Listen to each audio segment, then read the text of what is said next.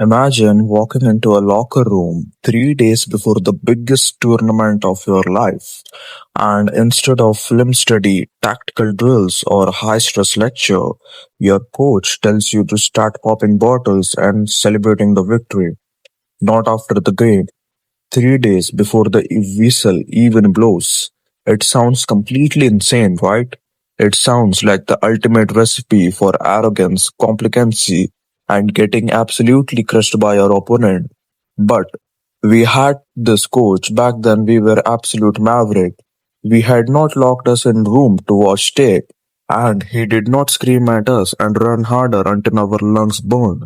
Instead, 72 hours before every single major match in that tournament, he made us throw a party. We cheered, we hugged, and celebrated the win as if the trophies were already in our hand and the stadium was already empty. And you know what the funniest thing this is? We actually won every single match of the tournament. Every single one. At that time, as a player, you just ride the wave. You think, man, this is awesome. Our coach is genius. We are just a lucky team.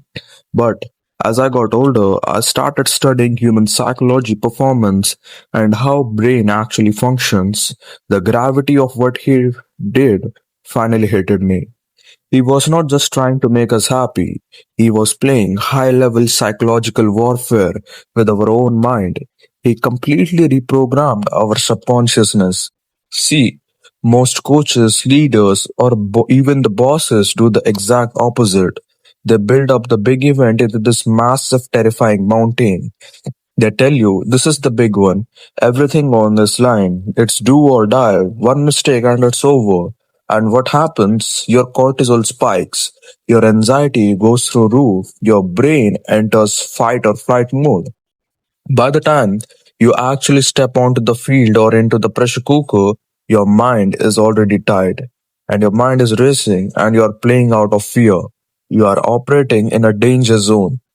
Our coach completely flipped the script. By forcing us to celebrate 3 days earlier, he took the terrifying high pressure destination of winning and pulled it into the present movement. He tricked our brains into believing that the victory had already happened. So fast forward to 3 days later, we walk out of the tunnel. The crowd is screaming, the lights are blinding, and the pressure is immense. The opponent looks nervous. They are gripping their equipment too tight. Their faces are tense. But us, we walked into the field completely relaxed. Why? Because winning is not some scary, unknown variable anymore. It was not a stressful question mark. It was a comfort zone. Our brain looked at the situation and said, oh, we have already done this. We did this 3 days ago. This is a familiar territory. We are not chasing a win. We were just executing a script that had already been written. Think about how powerful that is. Then human mind cannot tell the difference between the vividly imagined experience and a reality. When you visualize, feel, and genuinely celebrate a victory beforehand, you erase the fear of the unknown. You remove the friction. And this does not apply to sports. This applies to every single thing you do in life. Think about the big presentation you have the next week, the difficult conversation you need to have, the business you want to launch, or the massive goal you are chasing.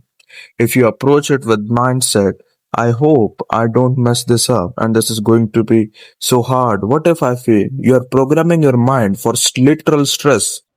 You are making your failure your familiar state and success a foreign script. You have to start normalizing your success before it even manifests in the physical world. You have to stop finally waiting for the victory to arrive before you finally allow yourself to feel like a winner.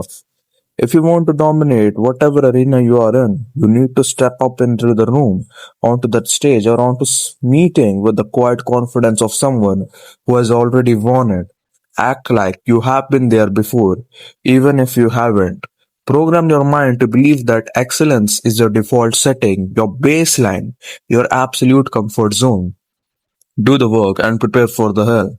And I will see you in the next one.